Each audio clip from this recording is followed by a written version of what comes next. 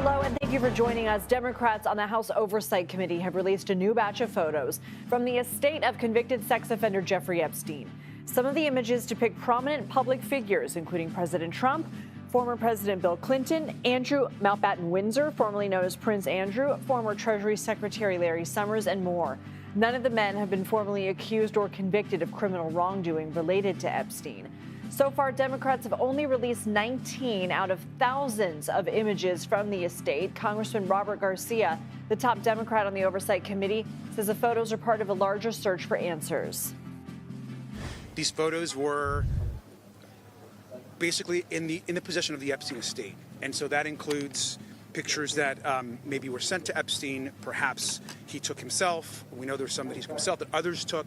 And obviously, there are photos of powerful men and folks that we want to have an opportunity to speak with and ask questions of.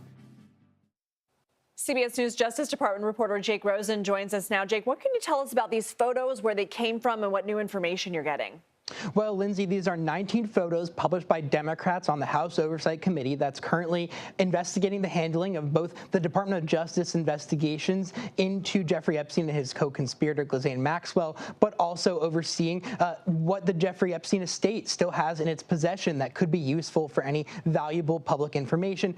This is just 19 of 95,000 pictures that have been submitted as part of this wide-ranging subpoena into the Epstein estate. These are pictures, some of which have been in the public sphere for some time. Some are different angles of various parties we've known existed before. They include people like Bill Gates, Richard Branson, Prince Andrew, all hanging out with Jeffrey Epstein at different houses and properties he owns, in addition to former President Bill Clinton, President Donald Trump. There's no incriminating information or activities in these pictures, but what we do know, Lindsay, is that this reaffirms the pressure that's going to happen in the next week or so, as the Department of Justice is due to hand over thousands, potentially, if not tens of thousands of documents, but also a reminder of how many documents are simply in the hands of Congress that have not been released.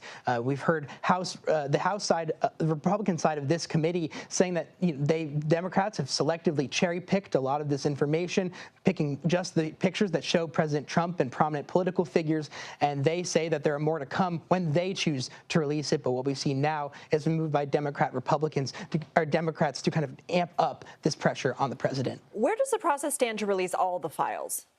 Well, by next Friday, the Department of Justice, according to this law signed by President Trump and put into the congressional legislature, is really built around making sure that all the different information from many different investigations is put in one searchable file for the public to look after and look into. It's going to be tens of thousands of searchable files, ranging from grand jury transcripts to interviews with potential witnesses, all with victims' name redacted. We don't know exactly what happens with some of these unsealing motions and grand jury testimonies, whether those will be in there or not, but we know that the Department of Justice has thousands of files that they're going to have to deliver to the American public by the end of next week, so that they can look through and see if there's any new information that actually brings to light either potential incriminating information that we don't already know, or potentially information that exonerates some people who conspiracy theorists and public figures have cast doubt on, mainly President Trump, his allies, and a lot of prominent Democrats who were associated with Jeffrey Epstein. Jake Rosen, thank you. Let's bring in CBS News Chief White House correspondent Nancy Cortez. Nancy, how is the White House responding?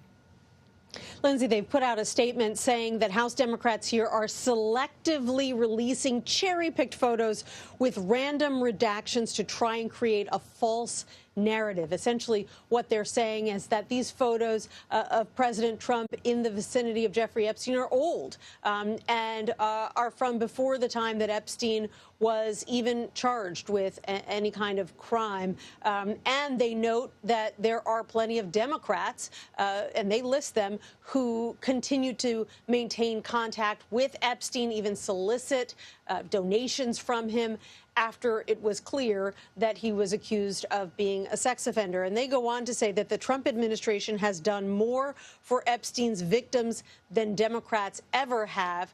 And of course, we're waiting to see, as Jake mentioned, what the release of the Epstein files looks like by that deadline next Friday, so we can determine just how transparent they've decided to be. How has this become a political problem for the president? Well, on one hand, he's been arguing that he has nothing to do with Jeffrey Epstein, at least hasn't in the last decade and a half or so. But he continues to point to Democrats who were close to Epstein. He's even encouraged the House to investigate those Democrats. By and large, however, he's kind of fallen silent on the issue. He doesn't like to be asked about it, but when pressed, he will say that he had a falling out with Epstein in the early 2000s and simply wasn't in touch with him any longer by the time these crimes came to light. All right, Nancy Cortez, thank you. By law, the Justice Department now has just a week left to release everything it has on Jeffrey Epstein. Today, Democrats on the House Oversight Committee made their own contribution to the public record, putting out several dozen photos that were provided by the Jeffrey Epstein estate. Now, these are just some of the more notable ones. The ranking committee Democrat, Congressman Robert Garcia, calls them, quote, disturbing, and says they, quote, raise even more questions about Epstein and his relationships with some of the most powerful men in the world. To be clear, though, while the photos certainly do include photos of powerful men, the president included, the committee provides absolutely no captions or descriptions to put what we're seeing in any kind of context. And none of the men has ever been charged with any wrongdoing related to Epstein. None of the released images depict any sexual misconduct, nor believed to depict underage girls. For instance, there's this photo of then Citizen Trump with a woman on a plane, but no clue as to whose plane or which woman or when and where this was taken. There's also an image of him surrounded by women, all of whose faces have been obscured. Again, no information about who these women are in the photo, nor when and where this was taken. The president weighed in on the photos tonight. Well, I haven't seen it, but I mean, everybody knew this man. He was all over Palm Beach. He has photos with everybody. I mean, almost, there are hundreds and hundreds of people that have photos with him. So that's no big deal. I know nothing about it. There are photos as well of Epstein and conservative podcaster Steve Bannon, the president's former White House strategist and longtime booster, but again, no context to the photos. In one of them, we see a framed photo on Epstein's desk of a woman. Her face is concealed, apparently sprawled on a couch or the edge of a bed. Other photos show several more well-known Epstein acquaintances. This film director Woody Allen with Epstein, apparently a filming location. There's Epstein with the British billionaire Sir Richard Branson. There's a shot of Bill Gates with Britain's then Prince Andrew, though again, like all these photos, no context. This photo shows former President Bill Clinton, Jeffrey Epstein accomplice Ghislaine Maxwell, and two other people.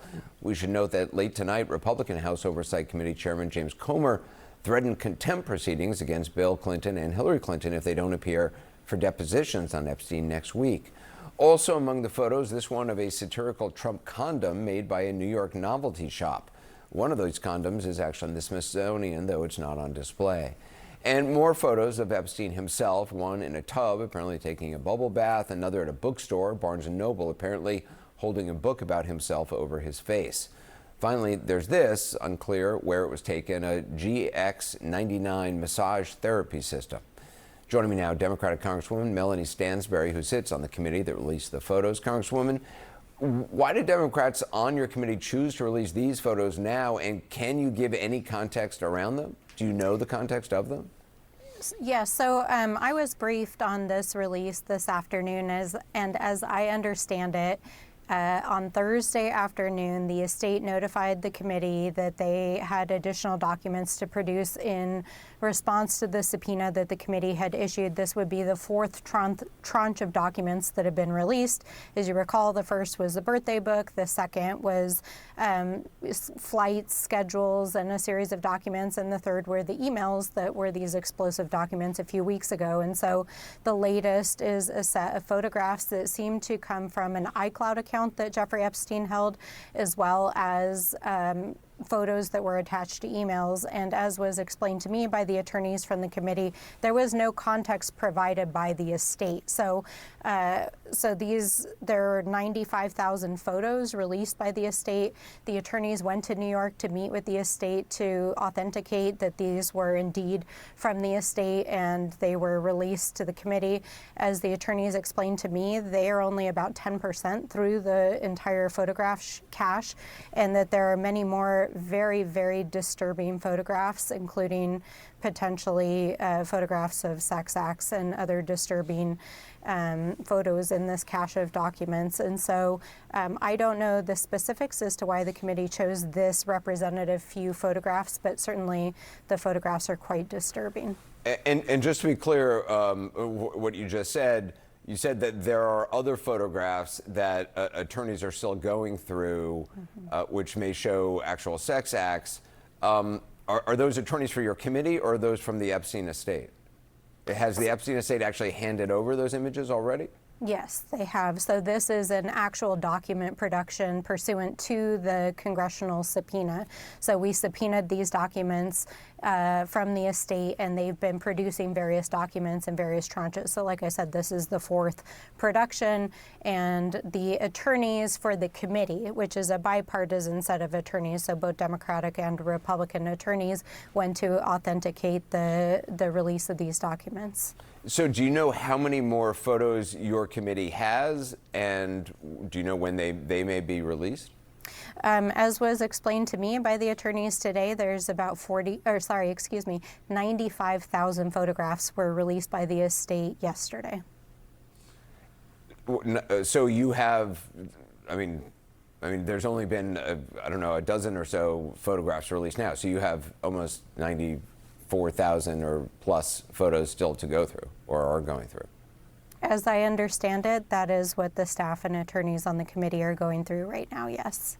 All right. Congresswoman Melanie Stansbury, I appreciate it. Thank you. Thank you. Joining me now, former federal prosecutor and professor at the Cardozo School of Law, Jessica Roth, and Julie K. Brown, award-winning investigative reporter for the Miami Herald. Her work was vital in exposing the extent of Epstein's sex trafficking ring. She's also the author of Perversion of Justice, the Jeffrey Epstein Story. Julie, when you hear that there are some 90, I mean, it sounds like almost still 95,000 or 94 more plus thousand photos still to be released, what do you make? I mean, that's a huge amount. Well, they probably encompass quite a number of years. When he was doing his sex trafficking in Palm Beach, we know from my interviews with those victims that Ghislaine Maxwell, his accomplice, was taking a lot of photographs of those underage girls. They had reported that they were instructed at several points to pose provocatively in various stages of undress. And part of it sometimes was just to give Jeffrey a present, a birthday present or some kind of a gift with these pictures. She was with a camera all the time, I was told from some of these victims. So it could go back quite a ways. That was 20 years ago. So, and the police, by the way, when they raided his home back in 2005, his computers were already pulled out. In other words, he was tipped off.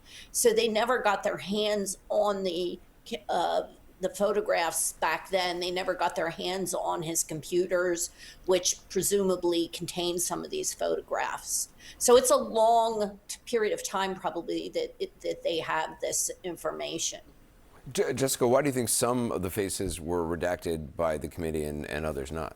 We haven't been provided with a full explanation of that. I mean, that's among the many things that we don't have about the context for these photographs. I think the implication is that these may be redactions to protect the privacy of the survivors. We know that that is something that Congress is appropriately concerned about, and that the Department of Justice under the Epstein Transparency Act is permitted to make redactions for, but there hasn't been a clear statement. And they have not said these faces are redacted because they are survivors. That's my understanding. That certainly was not put out with the photographs, to my understanding thus far.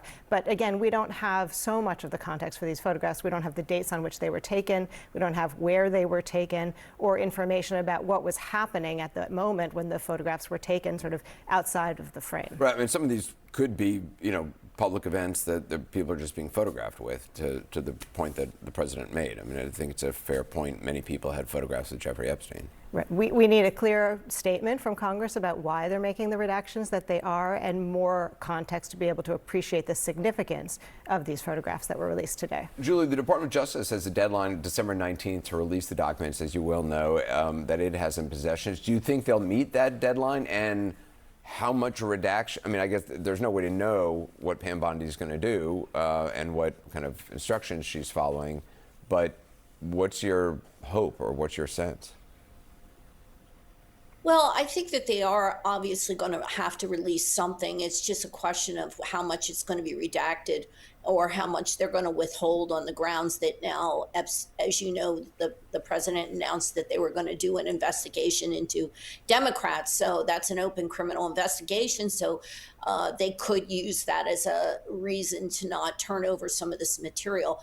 But what I will say is the good part about the whole thing, there are two good pieces of good news on this, and that is that the Oversight Committee, quite frankly, is getting more information than I think is contained in the Justice Department files. I've always felt that the Justice Department really didn't investigate this case thoroughly from the very beginning.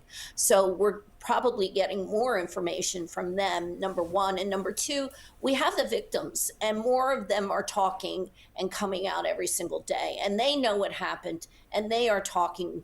And, it would behoove the FBI, for example, to start talking to some of these women and to really find out what Epstein was doing and who was involved and who was helping him. And Julie, you're saying the committee's getting more information. Is that because they're getting it from the Epstein estate? Yes, the Epstein estate is turning over. Like I said, I know, for example, when the investigation was in Palm Beach, they didn't get these photographs. They didn't get anything from his computer. So they're getting more information probably now than before, number one. And number two, we could compare it to what the Justice Department is going to turn over. For example, if the Justice Department says we didn't get anything on his computers, we know for a fact now that there was information on his computers.